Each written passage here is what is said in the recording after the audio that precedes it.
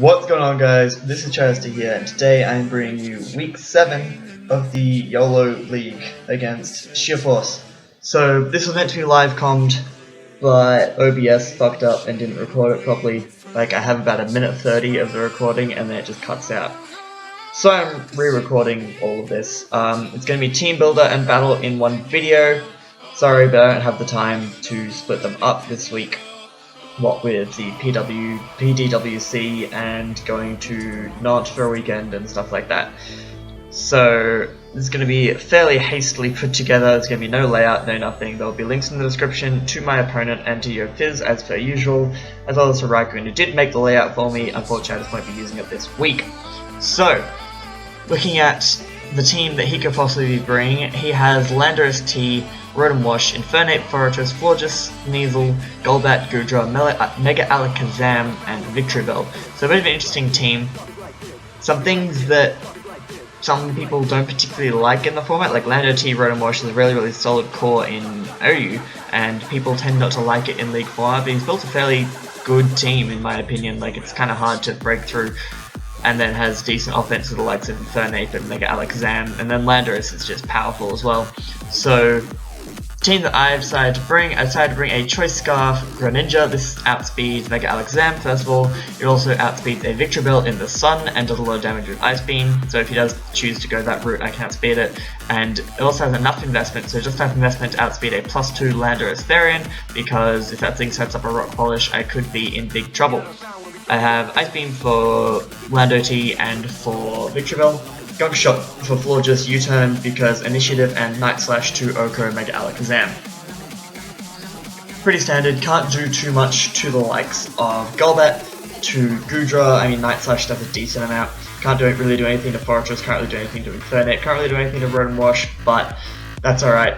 I need this for the faster, more effective things on his team. Next up, I'm bringing Mega Lopunny, Return, Ice Punch, Fake Out, Quick Attack. I'm fairly sure his switching initially is going to be Golbat, and then probably Lander ST, or some combination of the two. I have Ice Punch because that's enough to Lander T, like more than any other move I can run.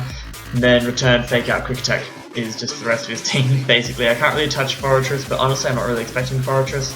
Can't do much against my team. Like, Hadden Stack isn't great against me.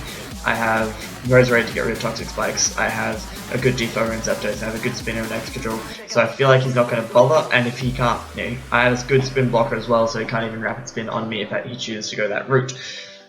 So I don't think he's going to bring Fortress, in which case I don't need fighting or fire moves. This is basically the best coverage I can have for his team. I have Fake Out and Quick Attack because after a tiny bit of chip damage on Mega Alakazam, the combination will take it out, so if that thing's being a problem I can Fake Out and then Quick Attack and kill it. And running Adamant because I have enough speed for Sneasel, and that's all I needed. I didn't really need any other speed anywhere, so I just went with this. Next up is Crowfagrigus again. I'm bringing the set again because there are a couple things I could potentially set up on, like the Rotom if it doesn't have Trick, or the Florges if it's a Cleric set, or potentially the Golbat if it doesn't have like Whirlwind, stuff like that. Lando T maybe.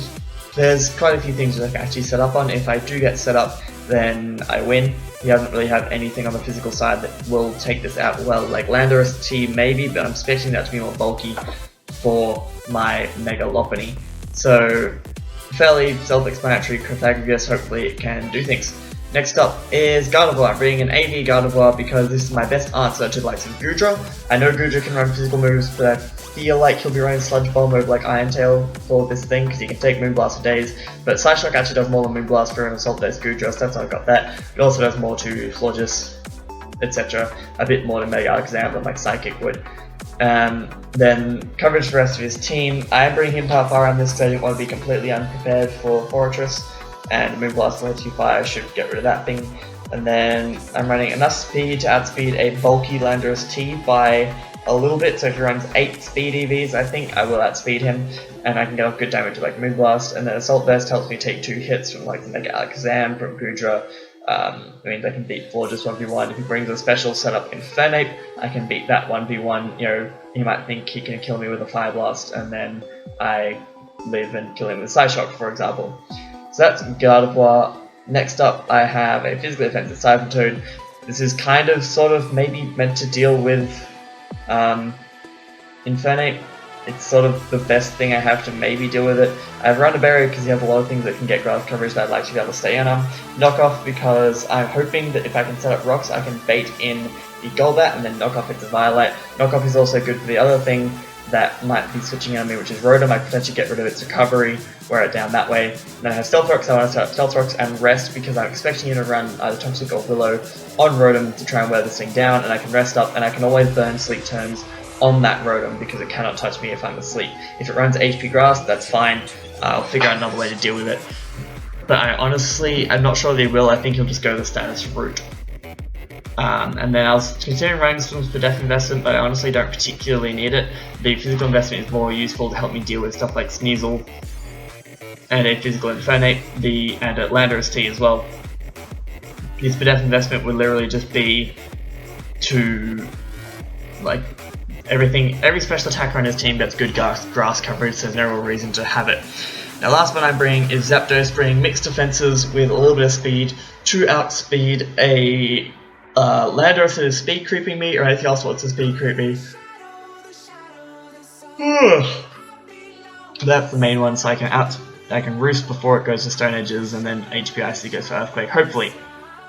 And leftovers with Static, because I want to get Static Paras on the likes of Land OT, on the likes of Infernape, potentially Sneasel goes like Knockoff, potentially, Drudge is going for a physical move or something. Like, Static is just better than Pressure in this case. Thunderbolt, HP Ice because he has a Land OT. Thunderbolt does pretty good damage to the rest of his team apart from like Goodra, and then Roost and Volt Switch to get initiative, hopefully. I can't really do anything to Goodra, but if I can Volt Switch out, then I can go to something else to do good damage, like my Mega Lopunny or Gardevoir or something of that ilk. Then I have enough defense investment to... what was the defense investment for? I believe not get 2-hit KO'd by a defensive Landorus' Stone Edge or something like that, and not get 2-hit KO'd by something else. Basically, I ran calcs until I had enough defense investment to not get 2-hit KO'd by particular hits and put the rest in special defense so I can deal with the Mega Alakazam slightly better, because that thing's a pretty big problem for my team. Also means I can deal with Goodra better, I can take a Draco fairly comfortably and roost up and that kind of stuff. So that is going to be the team, and I will get straight into the battle now. Alright guys, I am back here with the battle. No layout for this week because I do not have the time. So I'm just going to get straight into it. I decided to lead off with my Sizotoad because it has a decent matchup against most things on his team. I'm expecting one of Rotom, Infernape or Landorus to lead. They're all fairly decent leads, and I can see all of them reading different reasons. And all of those are dealt with best by Sizotoad, so I just go with my Sizotoad here, as he leads with the Rotom. Now turn 1, I decided to set up Rocks, scout for either HP Grass or Status, and he does reveal that he has Will-O-Wisp.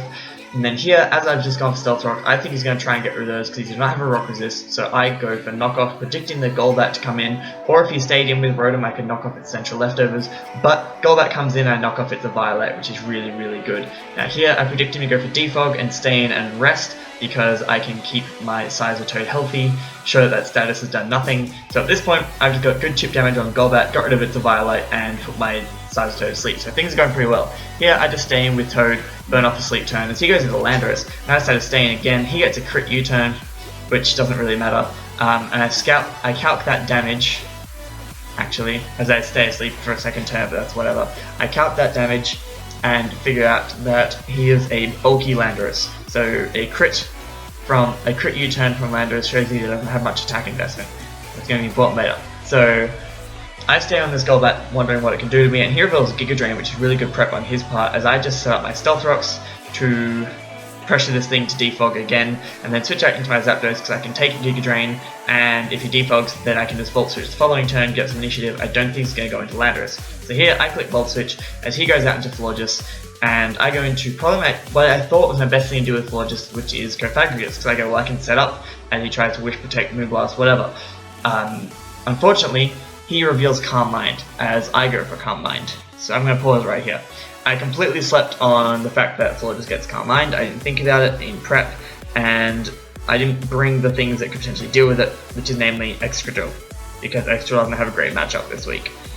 And the other things on my team that are supposedly meant to deal with Florges, being Mega Lopunny and Greninja, only do like just over 50% because both of them are piss weak. So At this point, I switch into my Gardevoir because I need to basically keep spamming Psyshock to bring the thing down to a range of HP where I can kill it with Megalop or Greninja.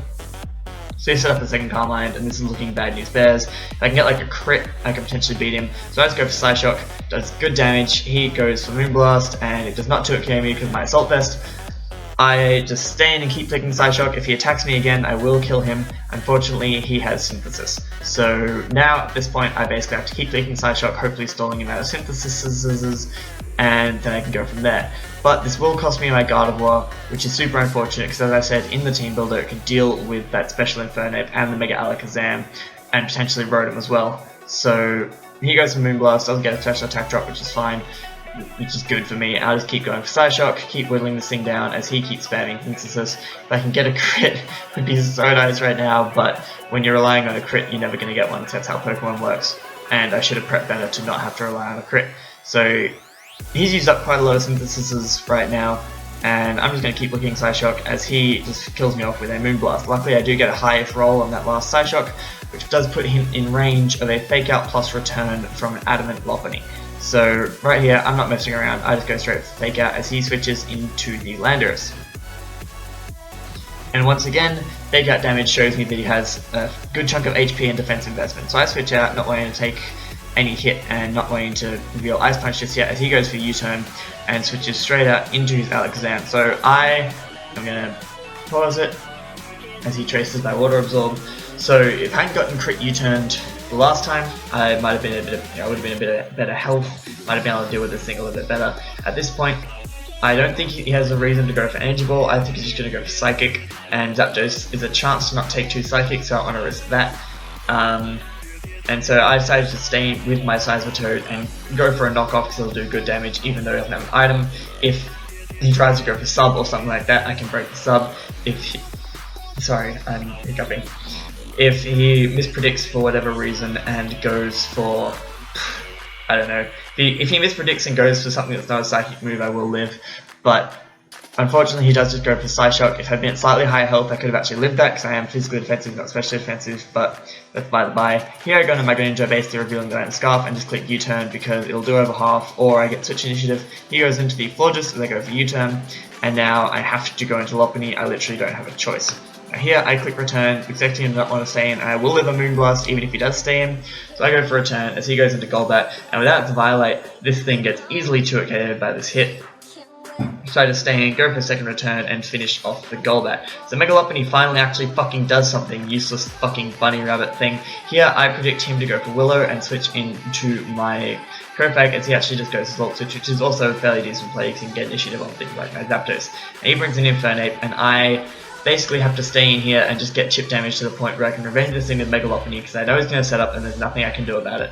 So I go for Shadow Ball, does an okay amount, really not enough because Kofag is a bit too weak and he's not running minus for death like the Calc had. Now there, I could have actually lived a Flamethrower, but I couldn't live a Fire Blast. Unfortunately, he does have Fire Blast.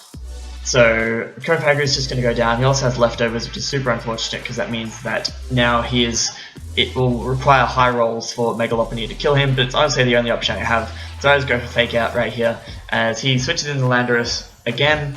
Now with the damage that I have, I know that Ice Punch won't take it out, and I paused it too late. So I know that Ice Punch won't take it out, but I figure he probably can't take me out. So I decided to stay in and go for Ice Punch, predicting to U-turn again like he did last time, and I can get good damage on this thing, plus be able to get good damage on whatever else he brings in, although if something like Infernape, something would have to die.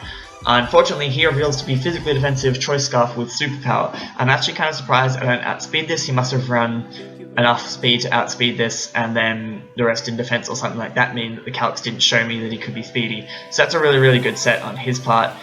I would not have seen that coming and was really well done. So Mega Lopunny goes down, I just go into my Zapdos right here and click Volt Switch because there's no way he's staying in. If he does, then like whatever, he's going to sack Landorus eventually anyway. I go for Volt Switch as he goes into Rotom, which basically beats my team at this point. So I go into Greninja, I have to just keep clicking U-turn, trying to whittle this thing down, trying to whittle his team down until I can maybe I can bring this down to a 4-0, but at this point I basically can't win. Mega Alakazam or Florges just cleans up. So he goes into Landorus here, and I decide that I should just kill this thing off, hopefully bring it down to a 4-0. He goes to Stone Edge and hits. I could have actually restored this thing, which is funny because Stone Age only does 53% because Zapdos is pretty decently bulky. I go for HPIs, take out the Landorus, he brings in Infernape, and misses a Fire Blast, which if I can get this kind of hacks, if this keeps going, I can win, but I doubt it. So if I got like Para, full Para, or even just a Para there, I could have brought it down to 3-0. He goes to Fire Blast, takes me out with the one that actually hits. He has leftovers. At this point, the only move that Greninja has that can kill this thing is Gunk Shot, because I'm not running Scald, and it's also the only move that I can kill like Rotom with. So I have to just go for Gunk Shot and hope that he hasn't had a physically defensive Rotom, because if he hasn't, I still can't kill Mega Alakazam, but that's fine. I can bring it down potentially. But I missed the second Gunk Shot as he goes to Volt Switch. I honestly don't think that mattered at all. I think that I actually got on the good side of hacks there, barring maybe the crit from Landorus, but that's iffy whether it mattered. And then the end game, basically, it should have been a 4-0, but because of the way hacks worked, it ended up being a 3-0, I think. So, look, I'm not playing well. I don't think anyone can really deny that. I don't like this team. It doesn't fit what I do well. What I do well is ridiculous setup memes and shit like that. I can't apply enough pressure with the mons I have on this team. I'm used to like my wall breakers. Like for example, in this team, in this game, my powerful mons, my wall breakers were Gardevoir, Greninja, and Megalopony. But all of them can do like 50%-ish to most things on the other team, and that's it. I'm used to having mons like Emboar, Darmanitan, Latios, Excadrill, which I do have on this team admittedly, but I have to keep running Scarf because I can't have Sand to go with it. You know, I've had Tyranitar, I've had like Thundurus who just have amazing coverage, things like that which just plow through opposing teams. Like people can't afford to bring like a Calm Mind Florges against me when I had an Emboar because Choice Band and Fledblitz just destroyed it. So like against Jaxodon Fnatic, he brought in his Florges as I doubled into Emboar and then just killed it. I had enough bulk on my team that I didn't have to worry about, you know, other setup sweepers, like things like if Slowbro just dealt with every form of Infernape, etc. Basically, I'm missing my good PPL team. I'm not comfortable with the team the way it is. I'm going to change some things up and see how that works. So basically, I might have a different team next time. If I can't be bothered changing it, then I won't, because honestly I'm so sick of Pokemon right now. And that's not just because I've been losing. I know it's a correlation causation thing. Does me not caring mean, well, me not enjoying Pokemon mean that I'm not playing as well or whatever, but basically I just can't wait for Sun and Moon to be here. And prepping for league matches, I've done so many games in the past like 2 weeks, it's ridiculous, and I'm just sick of it. So I'm going to maybe change up the team, maybe have some things that are a bit more fun for me, and see how that works. In any case, I hope you guys enjoyed, and I will see you in my next upload.